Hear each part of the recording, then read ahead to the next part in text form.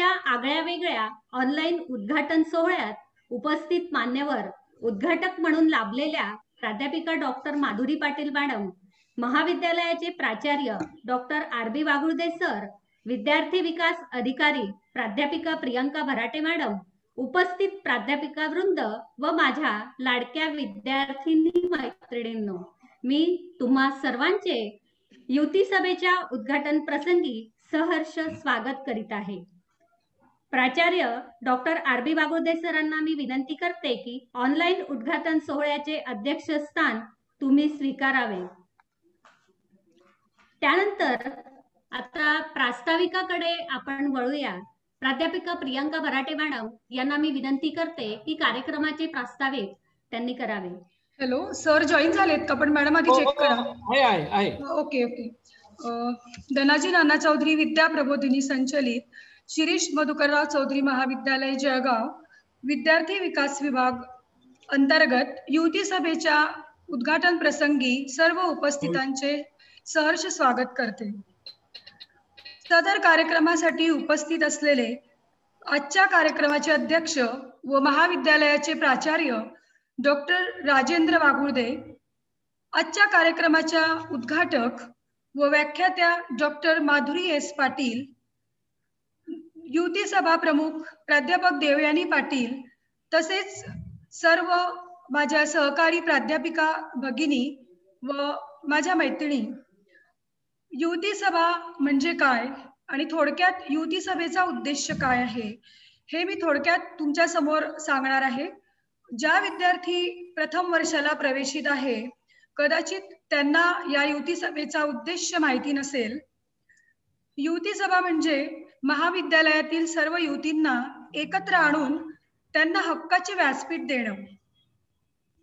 या युती सभेचा उद्देश म्हणजे सर्व मुलींचे, युवतींचा सर्वांगीण विकास साधणे, त्याचबरोबर त्यांच्यामध्ये आत्मविश्वास निर्माण करणे, तसंच त्यांना आत्मनिर्भर बनवावं। आणि यासाठी युती सभेच्या मार्फत आम्ही विविध उपक्रम राबवित असतो। या विविध उपक्रमांच्या माध्यमातून युवतींना सर्व युवतींचा विकास साधणे हाच खरं तर खूप महत्त्वाचा उद्देश आहे। दरवर्षी आपण युती सभेचे उद्घाटन करतो आणि विविध कार्यक्रमाचं आयोजन करीत असतो, पण मैत्रिणींनो, आपल्या सर्वांनाच माहिती आहे की कोविड-19 ची जी काही महामारी जगामध्ये आलेली आहे, तर या महामारीचा सामना करत असताना आपल्याला युती सभेचं उद्घाटन हे ऑनलाईन पद्धतीने आपण करीत आहोत, ऑनलाईन पद्धतीने आयोजित केलेले आहे। महाविद्यालयामध्ये दरवर्षी आम्ही युती सभेच्या अंतर्गत व्यक्तिमत्व विकास कार्यशाळेचे आयोजन करीत असतो। व्यक्तिमत्व विकास कार्यशाळेमध्ये विविध विषयांवर विद्यार्थिनींचे उद्बोधन केले जाते। यामध्ये सामाजिक, मानसिक, शारीरिक, त्याचबरोबर स्त्री आरोग्य व स्त्री समस्या अशा विविध विषयांवरती व्याख्याने आयोजित केले जातात।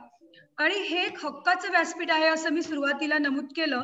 याचं कारणही तसंच आहे की विद्यार्थिनी आणि युवती ह्या मोकळेपणे बोलत नसतात, त्या घरी सुद्धा वावरत असताना आई सोबत बोलत नसतात, आणि म्हणूनच इथे सर्व युवतींना एकत्र आणून त्यांचे जे काही प्रॉब्लेम्स आहेत, समस्या आहेत, त्या इथे त्यांनी मांडाव्या, आणि त्या दृष्टीने इथे आम्ही व्याख्यान आयोजित करतो आणि त्यांच्या शंकांचं निरसन व्यक्तिमत्व विकास कार्यशाळेमधून होत असतं।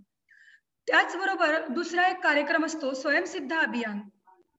स्वयंसिद्ध अभियान काय असतं तर मैत्रिणींनो, हे स्वयंसिद्ध अभियान याचा जो काही हा शब्द आहे त्याच्यामध्येच त्याचा अर्थ आहे स्वतःला सिद्ध करणे। स्वयंसिद्ध म्हणजेच स्वतःचं संरक्षण करणे, आणि स्वतःचं संरक्षण करण्यासाठी हे जे स्वयंसिद्ध अभियान असतं, हा उपक्रम आम्ही राबवत असतो। आणि याच्यामध्ये विविध प्रात्यक्षिकांसहित युवतींना मार्गदर्शन केले जाते। विविध प्रात्यक्षिक घेत असताना वेगवेगळे प्रसंग समोर कसे येऊ शकतात, या सर्व गोष्टींचं डोळ्यासमोर प्लॅनिंग ठेवून तिथे प्रत्येक युवतीला ट्रेनिंग दिलं जातं, प्रशिक्षण दिलं जातं की जेणेकरून जर त्यांच्या आयुष्यात त्यांना जर एखाद्या दुर्दैवी प्रसंगाला सामोरे जावं लागलं तर त्या प्रसंगाला त्यांनी 2 हात कसे करावे. तर यासाठी आम्ही स्वयंसिद्धा अभियान घेत असतो. आणि तुम्ही जर रेग्युलर वर्तमानपत्र वाचत असाल तर बघा 2 दिवसापूर्वी दिव्य मराठीमध्ये एक बातमी होती आणि त्या बातमी औरंगाबादची ती बातमी होती. कदाचित तुम्ही काही जणांनी वाचलेली पण असेल. तर त्या बातमीमध्ये असं म्हटलेलं होतं की एक युवती असते आणि ती गाडीवरून जात असते. तिच्या पाठीमागे 3 मुलं पाठलाग करत असतात, ते पण गाडीवरच असतात. आता अर्थात तिच्या लक्षात येतंय की कोणीतरी मुलं माझा पाठलाग करताय, पण तिला पेट्रोल भरायचं असतं. ती पेट्रोल पंपामध्ये एंट्री करते. पेट्रोल भरून झाल्यानंतर ती जशी पेट्रोल पंपातनं बाहेर निघते, तसंच हे तिघं मुलं तिच्या समोर येऊन तिचा रस्ता अडवतात. आणि पण ती मुलगी जी होती, तर ती पण इतक्या निर्भीडपणे त्यांना खाली उतरते आणि त्यांना सांगते, की "मला जायचंय, माझा रस्ता सोडा." मला जायचंय, माझा रस्ता सोडा. म्हणजे तुम्हाला हे लक्षात येईल, की ही ती मुलगी का बोलली. ती जसं बोलली, "मला जायचंय, माझा रस्ता सोडा." त्याच क्षणाला तिने त्या मुलांच्या गाडीची बाईकची चाबी काढून घेतली आणि सरळ ती चाबी पर्समध्ये टाकली आणि घरी निघून गेली. घरी निघाल्यानंतर काय झालं, या मुलांनी कशी तरी दुसरी चाबी मॅनेज केली आणि सरळ तिच्या घरी गेले आणि तिथे त्यांनी धिंगाणा घातला.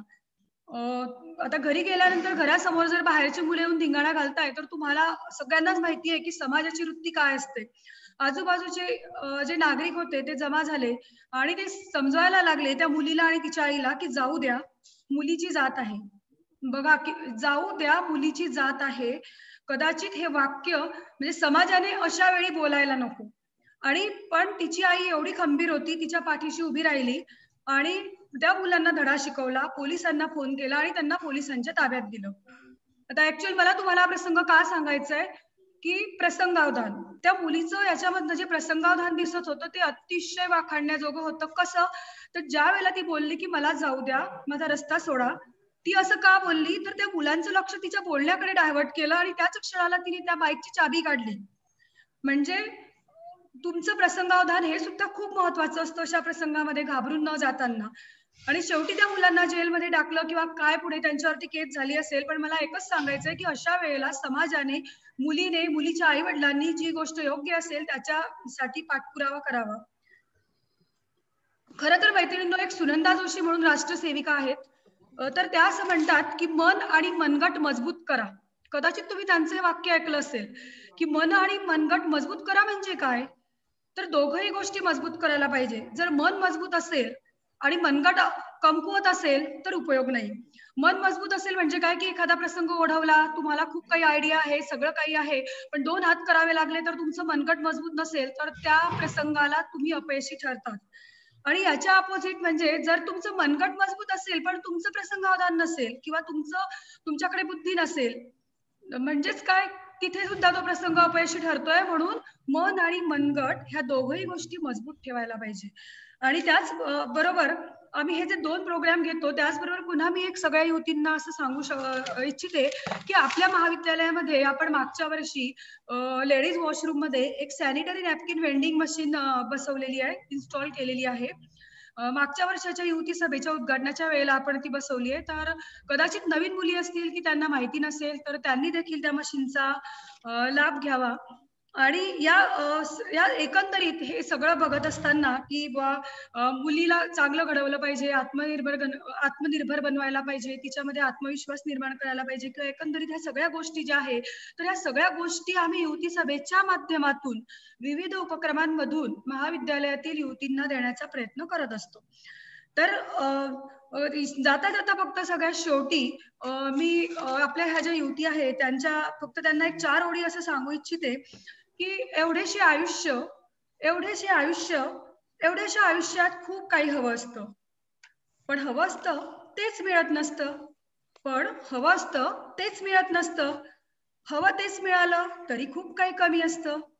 हवं तेच मिळालं तरी खूप काही कमी असतं. चांदण्यांनी भरून सुद्धा आपलं आभाळ रिकामं असतं. चांदण्यांनी भरून सुद्धा आपलं आभाळ रिकामं असतं, तरी सुद्धा माणसानं हरायचं नसतं. धन्यवाद. देवयानी मॅडम, तुम्ही कंटिन्यू थँक्यू करा. मॅडम. हो, थँक्यू मॅडम. ओके. मॅडमच्या प्रास्ताविकातून मॅडमने जो प्रसंग सांगितला त्यामधून सर्व विद्यार्थिनींनी प्रसंगावधान जे आहे ते प्रत्येकीने दाखवलं पाहिजे, ही गोष्ट आपण निश्चितच शिकलेलो आहोत. आणि युती सभा हा जो व्यासपीठ आहे ते व्यासपीठ निव्वळ त्यासाठीच आहे. आता आपण प्रास्ताविकानंतर दीपप्रज्वलनाकडे वळूया. दीपप्रज्वलन हे प्रत्येक उद्घाटन कार्यक्रमाचा महत्वाचा घटक असतो आणि आज ऑनलाईन दीप प्रज्वलन करून आपण या कार्यक्रमाचं उद्घाटन करूया. जीवनाला हवी असते प्रकाशाची साथ, जीवनाला हवी असते प्रकाशाची साथ, अज्ञानाचा अंधार जाळी समयीतली वाट, तेजू ज्ञानाचे पसरावे अवघ्या या जगात, दीप प्रज्वलनाने करूया कार्यक्रमाची सुरुवात. अशा पद्धतीने युती सभेच्या कार्यक्रमाचं उद्घाटन मान्यवरांनी दीप प्रज्वलनाने केलेलं आहे असं मी जाहीर करते. त्यानंतर आपणात आता स्वागत समारंभाकडे वळूया. मग तुम्हाला बोलली पण आपल्याला ज्या आता येऊ का? प्लीज तुमचा माईक जो आहे, कोण बोलतोय माईक म्यूट करा प्लीज, माईक म्यूट करा. स्वागताकडे वळूया. कर्तृत्व ज्यांचे सागराप्रमाणे, ज्ञान ज्यांचे हिमालयाप्रमाणे, फुल्ला सोहळा ज्यांच्या आगमनाने, स्वागत करूया मान्यवरांचे शब्दसुमनांच्या पारिजातकाने. आज उद्घाटक म्हणून आणि व्याख्याते म्हणून लाभलेल्या डॉक्टर माधुरी पाटील मॅडम यांचे स्वागत आपण करूया. उपप्राचार्य, त्या उपप्राचार्य व विभाग प्रमुख, रसायनशास्त्र विभाग प्रमुख, नूतन मराठा महाविद्यालय जळगाव येथे कार्यरत आहे. तसेच BOS मेंबर म्हणून योगिक सायन्स हे कवयित्री बहिणाबाई उत्तर महाराष्ट्र विद्यापीठामध्ये हा जो विभाग चालवला जातो त्याच्या त्या BOS मेंबर देखील आहेत. आणि आज त्यांनी उद्घाटकीय मनोगतातून विद्यार्थिनींना मार्गदर्शन करायचं आहे. त्यांच्या व्याख्यानाचा जो विषय आहे, practice yoga daily B free from PCOS असा त्यांच्या लेक्चर्सचा आजचा विषय आहे. मी माधुरी पाटील मॅडमला विनंती करते की त्यांनी उद्घाटकीय मनोगतातून विद्यार्थिनींना मार्गदर्शन करावे. करिश्मा मॅडम, मॅडमचे स्लाइड शेअर करा.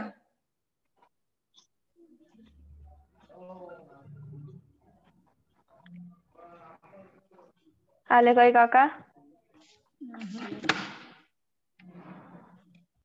प्लीज विद्यार्थिनींनी त्यांचे माईक म्यूट करायचे. सुरुवातीलाच मी सूचना दिलेली आहे तुम्हाला. सर्वांना नमस्कार. आजच्या कार्यक्रमाचे अध्यक्ष आदरणीय प्राचार्य साहेब RB वाघुदे सर, विद्यार्थी विकास अधिकारी बराटे मॅडम, युवती सभा प्रमुख पाटील मॅडम, तसेच सर्व उपस्थित विद्यार्थी मैत्रिणींनो, सर्वात पहिले मी आपल्या महाविद्यालयाचे आपले प्राचार्य तसंच विद्यार्थी विकास अधिकारी मॅडम ह्यांचे सर्वप्रथम मी आभार व्यक्त करते की आपण मला आपल्या ज्या विद्यार्थिनी आहेत त्यांच्याशी बोलण्याची संधी दिली, त्याबद्दल मी आपली खूप खूप आभारी आहे. आजचा जो माझा विषय मी घेतलेला आहे तो योगाशी रिलेटेड आहे. ऍक्च्युली मी केमिस्ट्रीची टीचर आहे. मी 28 वर्षापासून केमिस्ट्री शिकवते. पण मात्र योगा किती महत्वाचा आहे हे जेव्हा आपण 1 वर्षापासून COVID-19 मध्ये जेव्हा आपण आलो, हे या पॅन्डेमिकच्या वेळेस आपल्याला योगाचं महत्व समजलं. कारण की त्यावेळेस सगळं म्हणजे इम्युनिटी वाढवायची आहे, त्याच्यासाठी आपण सगळ्यांनी योगा खूप केला, आपण प्राणायाम केले. तर त्यावेळेस भारतातच काय तर पूर्ण जगाने योगाचं महत्व जगाला समजलं. आणि योग असा एक विषय आहे की त्याच्यामध्ये आपल्याला जेवढ्याही समस्या आहे, म्हणजे मानसिक असतील, शारीरिक असतील, भावनिक असतील, सर्व प्रकारच्या समस्या ह्यांचं समाधान आपल्याला योगाकडे मिळतं. योगाला आपण काय जर आपल्याला म्हटलं की आपण योगा करणार, तर सर्वात पहिले आपल्याला काय वाटतं की काहीतरी आपण असं ओढून ताणून आसनं हीच एक प्रतिमा आपल्या समोर येते की आपण आसनं करतोय. खरं वास्तविक जर बघितलं तर नुसतं आसन म्हणजे योगा नाही. योगाचे 8 वेगळे वेगळे अंग आहे. त्याच्यामध्ये तिसरा अंग जो आहे तो आसन आहे. आणि सध्या जर आपण युवतींच्या बाबतीत बघितलं तर PCOD किंवा ह्यालाच PCOS असंही म्हणतात. हा जो आजार आहे हा 40 to 50% ज्या युवती आहे या युवती PCOS किंवा PCOD या आजाराने ग्रस्त आहे. आम्ही अनेक ह्याच्यावरती खूप संशोधन करतो आहे. योग केंद्र जो आमचं आहे त्याच्यात थ्रू सुद्धा करतोय. दुसरे जे गर्ल्स कॉलेजेस आहेत तिथे सुद्धा आमचं खूप संशोधन चालू आहे की हा जो PCOS आहे किंवा PCOD आहे ह्याच्या वर आपण योगाने काय ह्याचे इफेक्ट होऊ शकतात. कारण की हा जो PCOD आहे हा ऍक्च्युली बाहेरून काही याचा इफेक्ट आपल्याला दिसत नाही. जसं ताप आला किंवा सर्दी पडसं झालं तर ह्यानी आपल्याला लगेच कळतं की अरे ताप आलाय, सर्दी झालीये, पडसं झालंय. पण मात्र हा जो असा आजार आहे हा युवती म्हणजे हा मध्ये आतमध्ये असतो आणि ह्याचे इतके जास्त इफेक्ट सुरुवातीला दिसत नाही. पण हा जो आजार आहे हा खूपच गंभीर स्वरूपाचा आहे. ह्याच्यासाठी प्लीज नेक्स्ट स्लाइड प्लीज कर madam. Next 1 minute madam. Next. हा हा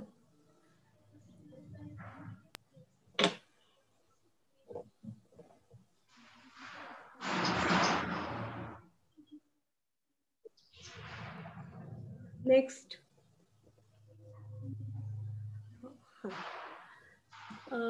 हा जो PCOS किंवा PCOD आहे ह्याचे सिम्पटम्स जे आहे ते जे गर्ल्स आहे, मुली आहे त्यांच्या होल बॉडीवरती एक्स्ट्रा हेअर ग्रोथ म्हणजे काही मुलींना दाढी किंवा मिशी थोडी यायला लागते.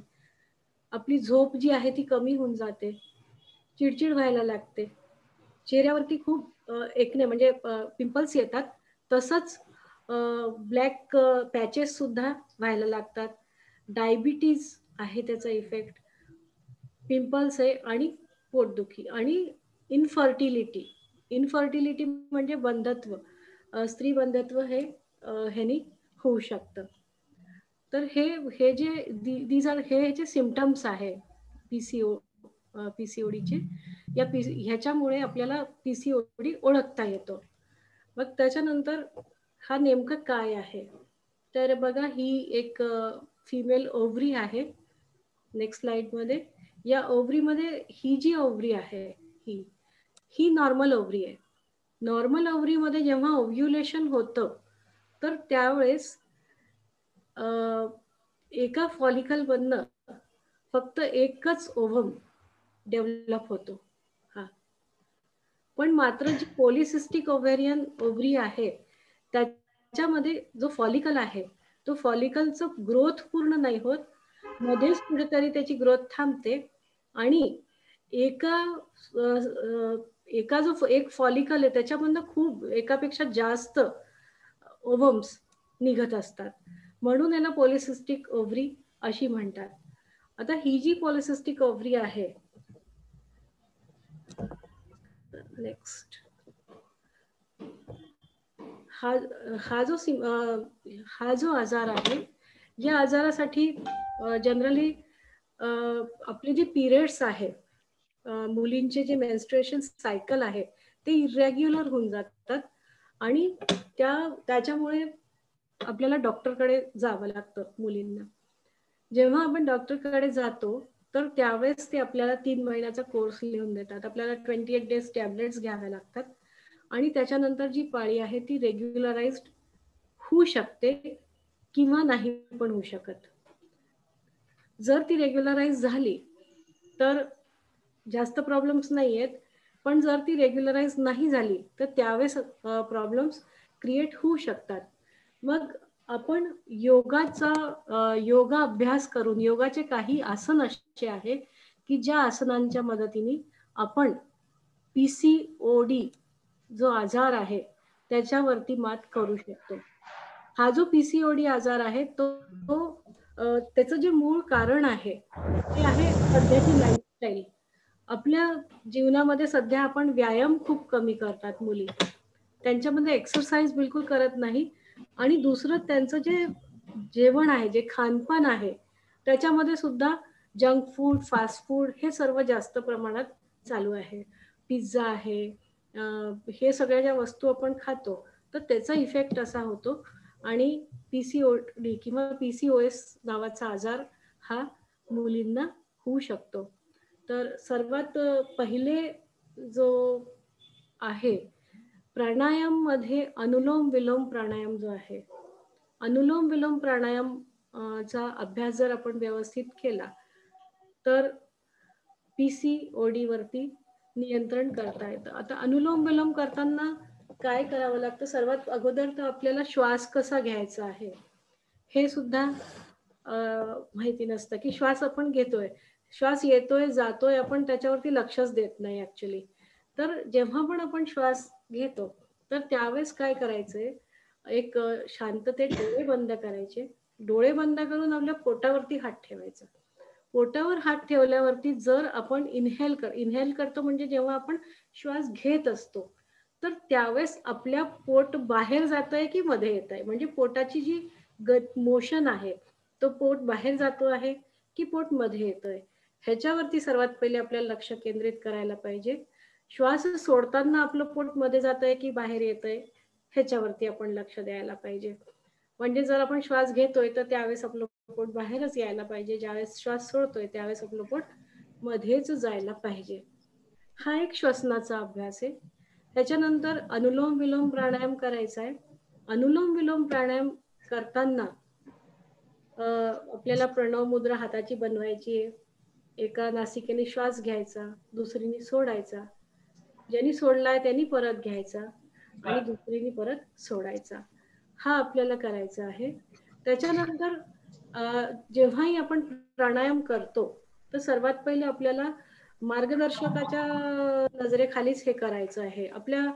जर आपल्याला प्रॅक्टिस नसली किंवा आपल्याला प्रॉपर येत नसले प्राणायाम तर त्यावेळेस त्याचे पाहिजे तेवढे फायदे मिळत नाही. तर त्याच्यामुळे आपल्याला मार्गदर्शनाच्या प्रॉपर मार्गदर्शक जे असतील त्यांच्या मार्गदर्शनाखालीच हे आपल्याला करायचं आहे. मग त्याच्यानंतर हे जे आपल्या स्लाइड वरती दिसतंय ते तितली आसन आहे. तितली आसनामध्ये दोन्ही पायांना अप अँड डाऊन, वर आणि खाली हे कंटिन्युअसली करायचं आहे, कमीत कमी 1 मिनिट. हा आसन सुद्धा PCOD किंवा PCOS ह्याच्यासाठी खूप उपयोगी आहे. तितली आसन ह्याच्यामध्ये सर्व पायाचे स्नायू आणि लोअर ॲब्डोमन म्हणजे ओटीपोट जो आहे त्याचा चांगला व्यायाम होतो आणि आपली जी ओव्हरी आहे ती ओव्हरी प्रॉपरली वर्किंग साठी म्हणजे तो मदतगार आहे तितली आसन. त्याच्यानंतर पुढचा जो आसन आहे तो आहे शशांक आसन. शशांक आसन करत असताना आपल्याला ही जी पोझिशन दिसते आहे ह्याच्यामध्ये आपल्याला हे शशांक आसन, ह्याच्यात पण जर आपण बघितलं तर ह्याच्यामध्ये सुद्धा आपला लोअर ॲब्डोमेन जो आहे तो दाबला जातोय, म्हणजे लोअर ॲब्डोमेनचा इथे सुद्धा एक्सरसाइज होतोय. तर हा जो शशांक आसन आहे या शशांक आसन मध्ये बसायचं आहे आणि शशांक आसनाचा अभ्यास सुद्धा आपल्याला करायचा आहे. मग त्याच्यानंतर पुढचं आसन आहे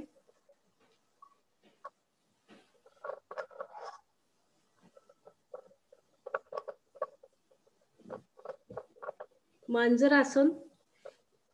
मांजरासन मध्ये ही जी पोज आहे ही मांजर मुद्रा आहे. ह्याला कॅट अँड काऊ पोज म्हणतात. ही कॅट पोज आहे. या कॅट पोज मध्ये आल्यानंतर आपल्याला ही काऊ पोज करायची आहे. ह्याच्यामध्ये सुद्धा कॅट आणि काऊ या दोघांमध्ये जेव्हा आपण चेंज करतो ही पोज त्यावेळेस सुद्धा ही जी कॅट पोज आहे या कॅट पोज मध्ये आपल्याला श्वास घ्यायचा आहे, घेताना ही पोज करायची आहे, आणि काऊ पोज जी आहे ती श्वास सोडताना करायची आहे. हा जो आसन आहे हा सुद्धा खूप इम्पॉर्टंट आसन आहे. ह्याच्याने सुद्धा पीसीओडी किंवा पीसीओएस जे आजार आहे ते फार त्याच्यातनं कमी होण्यासाठी मदत होते. ह्याच्यानंतर पुढचं जे आसन आहे भुजंगासन. भुजंगासन मध्ये आपल्याला पोटावरती लेटायचंय. दोन्ही हातांच्या मदतीने आपलं जे कमरेच्या वरचा भाग आहे तो मागे घेऊन जायचा. जेवढं शक्य असेल आपल्याकडनं तेवढं आपल्याला करायचंय. प्रत्येक आसन आपल्याला आपल्या मनातल्या मनात 1 ते 20 पर्यंत आकडे मोजायचे. जेवढे आसनं मी सांगते आहे सगळ्या आसनांमध्ये 1 ते 20, 1, 2, 3 असे थोडं त्याच्यामध्ये पॉज घेताना 1 ते 20 पर्यंत म्हणायचं, आणि 20 पर्यंत आपलं झालं मोजलं की मग हे आसन आपल्याला सोडायचे असतात. असे फटाफट फटाफट आसन, फटाफट आकडे नाही म्हणायचे की 1, 2, 3, 4 असं नाही. 1, 2, 3 या प्रकारे आपल्याला असं म्हणायचंय. आणि आपण हे करू शकतो भुजंगासन. भुजंगासन जे आहे ते खूप इम्पॉर्टंट आसन आहे. पाठीचा कण्याचे जे आजार आहे ते सुद्धा ह्यानी क्युअर होतात. मग त्याच्यानंतर सेतुबंधासन. सेतुबंधासन पाठीवरती झोपून करायचं आसन आहे. ह्याच्यामध्ये दोन्ही हातांच्या मदतीने आपल्या पायाच्या टाचांना पकडायचं आहे, आणि हे जे शरीर आहे त्याला चक्रासन सारखं वरती घ्यायचं आहे. हा सेतुबंध आसन आहे. सेतुबंध आसनामध्ये आल्यावरती सुद्धा पाठीच्या कण्यालाही मदत होते. पाठीच्या कण्याचा दुखणं किंवा पाठीच्या कण्याचे विकार सुद्धा दूर होतात, आणि पीसीओडी साठी हे खूप महत्वाचं आसन आहे. पुढचं जे आसन आहे हलासन. हलासन आसनामध्ये पहिले सर्वांगासनामध्ये यावं लागतं आणि त्याच्यानंतर हलासन. हलासन मध्ये हा जो पायाचा भाग आहे तो पूर्ण मागच्या साईडला जातो, आणि इथे सुद्धा बघा ओटीपोट जे आहे त्याच्यावरती दाब पडतोय.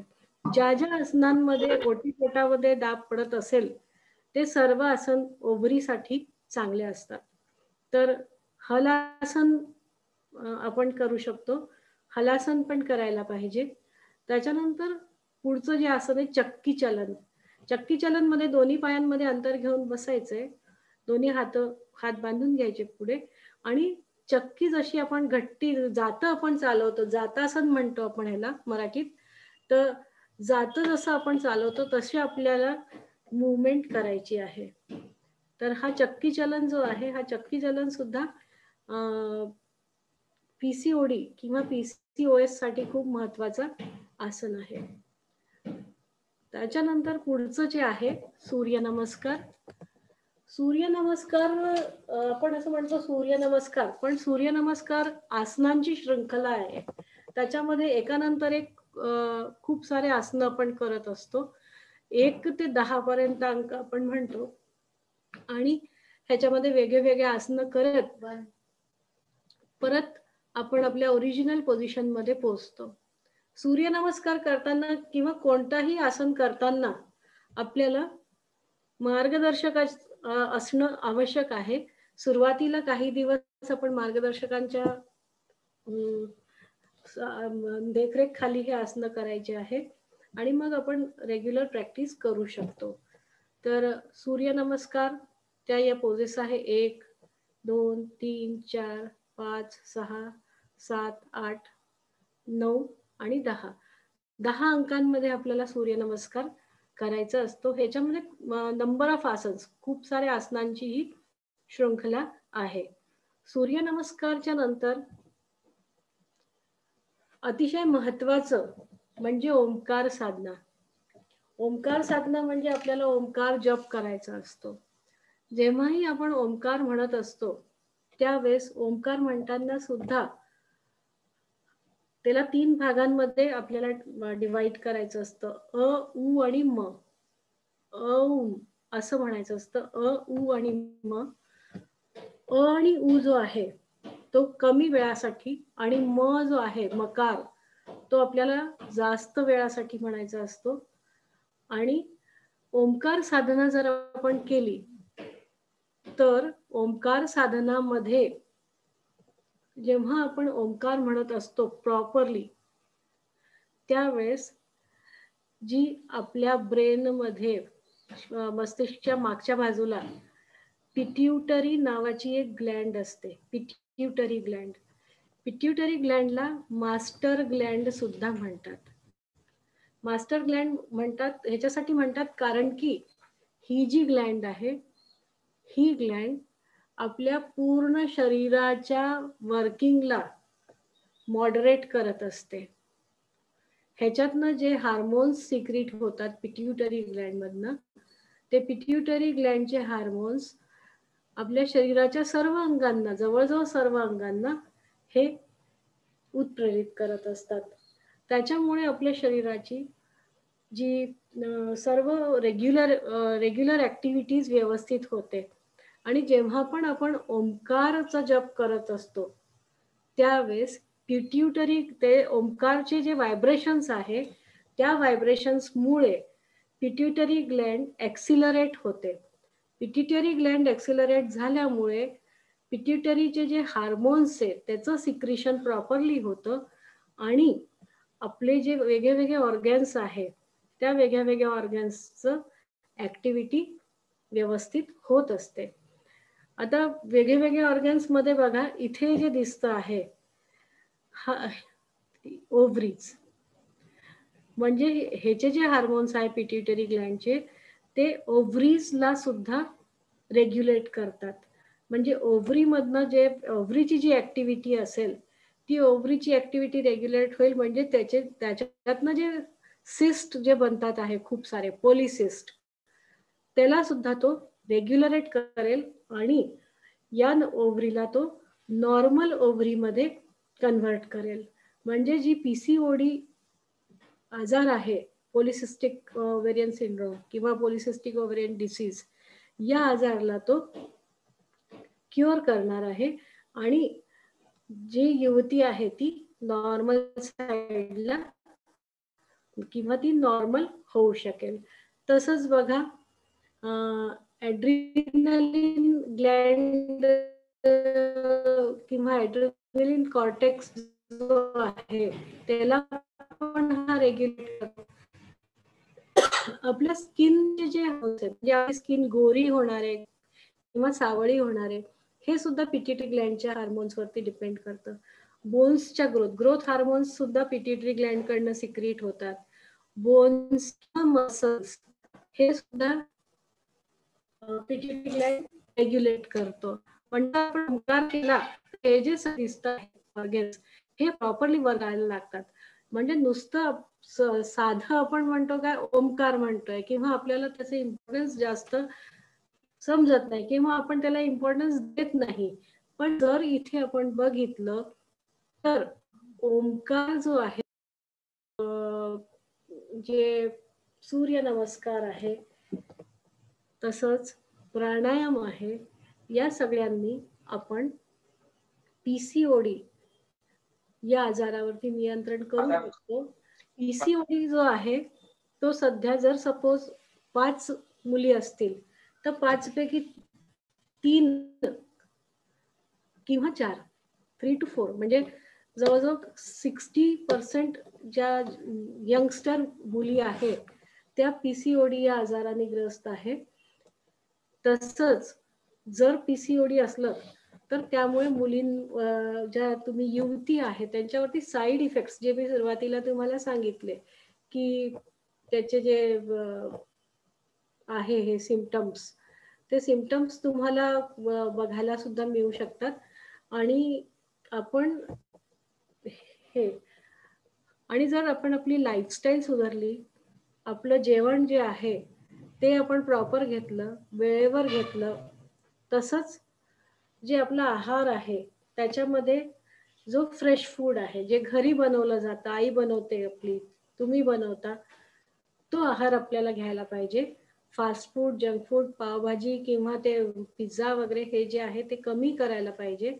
आणि आपली जी लाईफस्टाईल आहे त्याच्यामध्ये आसनं आणि ओंकार तसंच प्राणायाम ह्यांचा समावेश केला पाहिजे.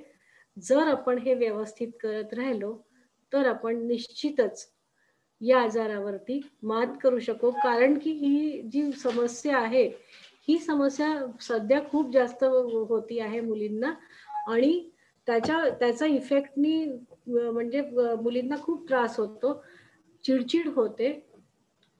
तर म्हणून त्यामुळे हे सर्व आपण करायला पाहिजे आणि हे करून आपण PCOD वरती मात करू शकू. आणि आपल्याला डॉक्टरकडे जाऊन ज्या गोळ्या घ्यायच्या आहे खूप, त्या मोठ्या मोठ्या औषधं आपल्याला घ्याव्या लागणार नाही. तर आता जेवढे मला आसनं सांगायची होती, प्राणायाम सांगायचं होतं, ओंकार सांगायचं होतं, तेवढं माझं सांगून झालेलं आहे. जर कोणाला काही प्रॉब्लेम असेल, जर कोणाला काही प्रश्न असतील तर तुम्ही प्रश्न विचारू शकता आपण.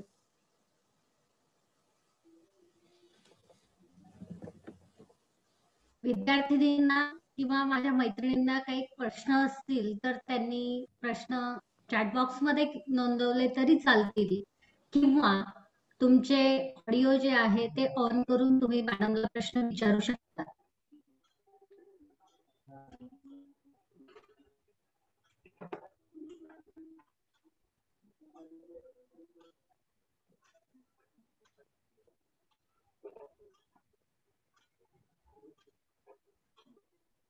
कोणाला काही प्रश्न आहेत का?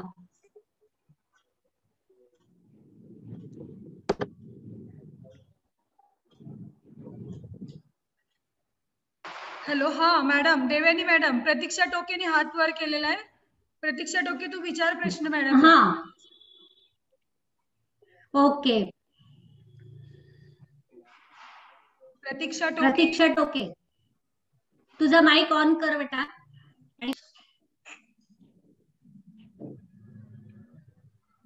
मी तिला केलंय, विचारलंय अनम्यूट. प्रतीक्षा, तुझा माईक अनम्यूट कर. मिस, ते जर इरेग्युलर असू शकतात तर मग त्यासाठी मेडिसिन वगैरे नसू शकतात का? बेटा, मेडिसिन्स जे आहे ते किती दिवस मेडिसिन्स घेणार? मेडिसिन्स आहे त्याच्यासाठी. आपल्याला डॉक्टरनी सुरुवातीलाच सांगितलं डॉक्टरकडे जावं लागतं. डॉक्टर आपल्याला 3 महिन्याचा कोर्स देतात.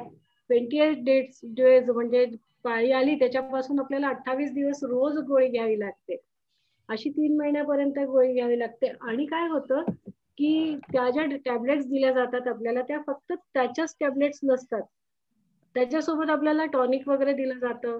तर त्यांनी काय होतं की जेव्हा आपण ते औषधं घेतो तर एक तर फॅटीनेस म्हणजे आपण आपलं वजन खूप वाढून जातं मुलीचं. आणि सेकंडली काय होतं की केस खूप गळतात ह्याच्यात. तर त्याच्यामुळे तुम्हाला औषध जर तुम्ही घेत आहात तर तुम्ही औषध घ्या एखादा महिना आणि त्याच्यासोबत हे जे तुम्हाला व्यायाम सांगितले आहे हे तुम्ही योगाचे पोजेस जरूर करा. कारण की काय, ते औषधं जे आहे त्याचे साईड इफेक्ट त्यांनी तुमची ते रेग्युलराइज होईल समजा. आणि ते पण काय असतं 3 मंथ्सचा कोर्स घ्या, मग 1 मंथ ते तुम्हाला थांबायला सांगतात. मग त्याच्यानंतर त्या 1 महिन्यामध्ये बघितलं जातं की तुमची पिरियड प्रॉपरली येतात आहे की नाही. आणि मग त्याच्यानंतर परत 3 महिन्याचा कोर्स असतो. तर ह्याच्यामुळे काय होतं की एक तर जास्त औषधं घेऊन आपल्या किडनी वगैरे वरती सुद्धा त्याचा बॅड इफेक्ट होतो. आणि दुसरं काय होतं की हेल्थ जी आहे ती म्हणजे आपली शरीराची जाडी खूप म्हणजे आपण खूप लठ्ठ होतो त्याने. मुली जे आजकाल सध्या बघतो आपण की खूप जास्त लठ्ठ मुली असतात. तर त्याच्यामध्ये हा प्रॉब्लेम जरूर असतो. म्हणजे आम्ही तो जो सर्वे केलेला आहे त्या सर्वेमध्ये हेही विचारलंय सगळ्यांना, तर ते मुलींमध्ये हा प्रॉब्लेम सुद्धा झालेला आहे की केस गळतात खूप आणि लठ्ठ होतात मुली.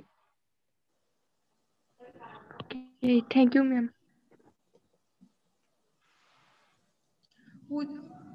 पूजा Somani, hello. Hello, good morning ma'am. हाँ, विचार प्रश्न. मैम, मुझे कैसे पूछना था कि मेरी भी पीरियड्स इरेगुलर थी तो मैंने होम्योपैथी का कोर्स किया था मतलब 4 महीने तक. तो अच्छा। फिर रेगुलर हो गई थी, फिर बाद में वापस वैसे ही तकलीफ शुरू होने लगी। मतलब जितने हाँ टाइम तक मेडिसिन लेते हैं तब तक रेगुलर रहती है, और हाँ फिर हाँ। बाद में वापस गैप होने लगता है। और मैं मतलब मैं डांस करती हूँ तो मेरा वर्कआउट भी होते रहता है।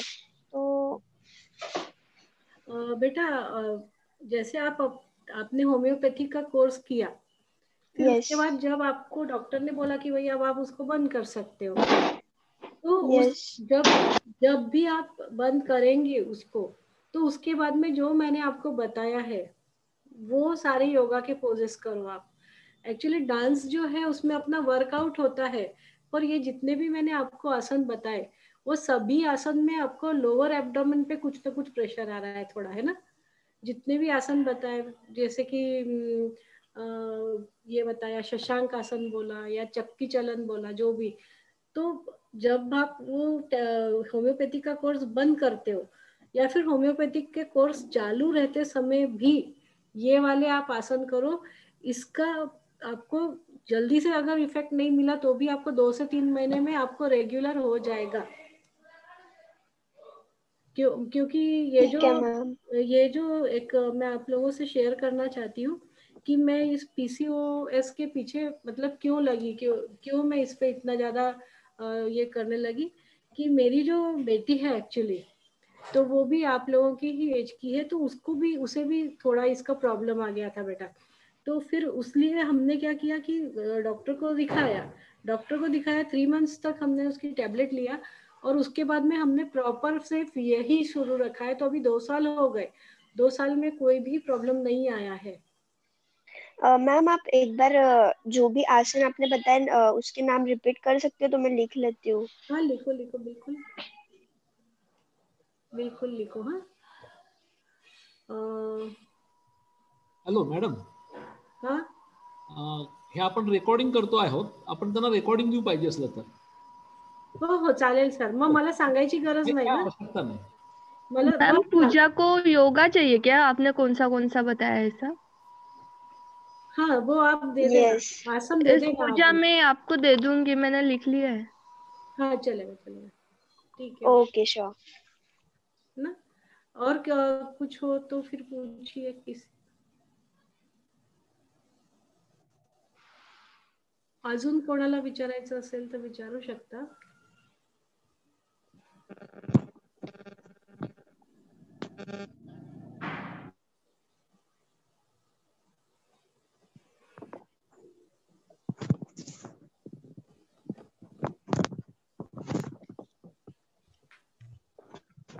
आता विद्यार्थिनींचे प्रश्न पण आटोपलेले आहे आणि मॅडमचं मोलाचं मार्गदर्शन पण आम्हाला झालेलं आहे. त्यानंतर आपण अध्यक्षीय मनोगताकडे वळूया. आपल्या महाविद्यालयाचे प्राचार्य डॉक्टर आर.बी. वाघोळे सरांना मी विनंती करते की त्यांनी अध्यक्षीय मनोगतातून विद्यार्थिनी. ये कैसे जाएगा? हॅलो, आवाज येतोय ना मॅडम? हो सर येतोय. हो सर. ओके. आज आपल्या शिरीष मधुकरराव चौधरी महाविद्यालयाच्या युती सभेच्या उद्घाटन प्रसंगी आपल्यामध्ये उपस्थित असलेल्या प्राध्यापिका डॉक्टर माधुरी पाटील मॅडम त्या नूतनवाडा महाविद्यालयामध्ये उपप्राचार्य आहेत, तसंच त्या डिपार्टमेंट ऑफ केमिस्ट्रीला विभाग म्हणून कार्यरत आहेत. आणि सर्वात महत्त्वाचं म्हणजे त्या आपल्या कवयित्री बहिणाबाई चौधरी उत्तर महाराष्ट्र विद्यापीठामध्ये योगिक सायन्स याच्या BOS मेंबर आहेत. त्यांचं सर्वप्रथम मी या ठिकाणी महाविद्यालया वतीने हार्दिक अभिनंदन करतो. त्याचबरोबर या व्हर्च्युअल मीटिंगमध्ये उपस्थित असलेले आमच्या महाविद्यालयाच्या युती सभेच्या प्रमुख प्रियंका भराटे मॅडम, या युती सभेच्या प्रमुख देवयानी पाटील मॅडम आणि सर्व उपस्थित प्राध्यापिका आणि विद्यार्थी मैत्रिणींनो, सुरुवातीलाच प्रास्ताविकामध्ये आपल्या प्रियंका भराटे मॅडम यांनी आपल्याला या युती सभेचं जे महत्त्व आहे ते समजून सांगितलेलं आहे. आणि या उद्घाटन प्रसंगी आज जो विषय घेतला तो अतिशय खूप चांगला आणि विद्यार्थ्यांच्या दृष्टीने खूप महत्त्वाचा असा विषय होता. आपल्याला माहिती आहे की कोविड-19 यामुळे विविध प्रकारचे आजार हे समोर येत आहेत. खूप लोक हे घरात बसून आहेत, वर्कआउट होत नाही आहे, बाहेर फिरायला जाता येत नाही आहे. अशा वेळी योगिक सायन्सचं महत्त्व मॅडमांनी वेगवेगळ्या आसनांची नावं, त्यांची कृती या ठिकाणी आपल्याला दाखवलेली आहे. आणि मला वाटतं की मुलींनी सुद्धा त्यांना ज्या काही अडचणी होत्या त्या ठिकाणी विचारलेल्या आहेत.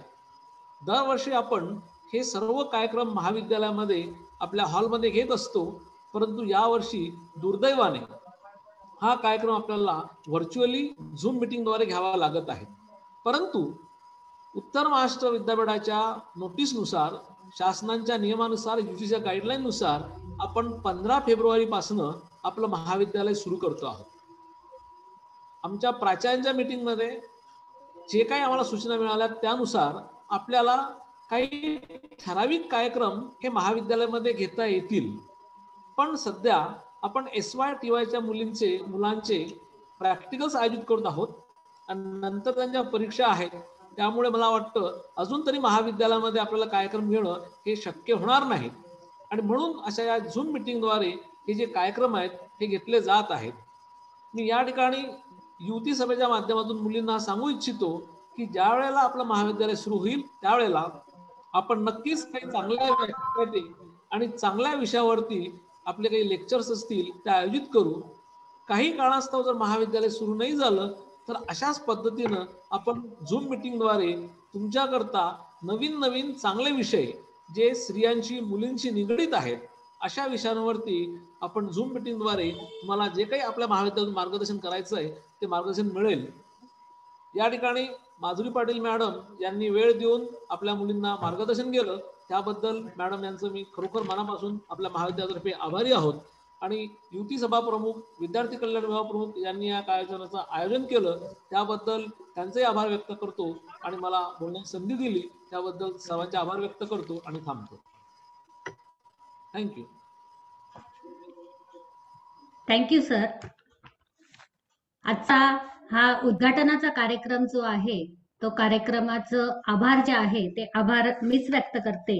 योग्य ठिकाणी योग्य व्यक्तीकडून मिळालेलं ज्ञान हे माणसांना त्यांचे विचार आणि जीवनाचे प्रवाह बदलण्यामध्ये भाग पाडत असतात. त्याच पद्धतीने आज डॉक्टर माधुरी पाटील मॅडमने आपल्याला जे योग्य असे मोलाचं मार्गदर्शन केलं. माझ्या काही मैत्रिणी ज्या आहेत त्या योगा करत असतील, ज्या करत नसतील त्याही मॅडमच्या व्याख्यानानंतर रेग्युलरली करायला लागतील अशी मी सर्व विद्यार्थिनींच्या आणि माझ्या भगिनींच्या वतीने मॅडमला ग्वाही देते.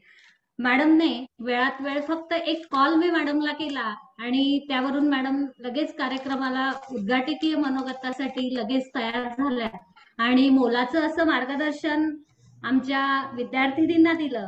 त्याबद्दल महाविद्यालयाच्या वतीने मी डॉक्टर माधुरी पाटील मॅडम यांचे मनपूर्वक आभार व्यक्त करते.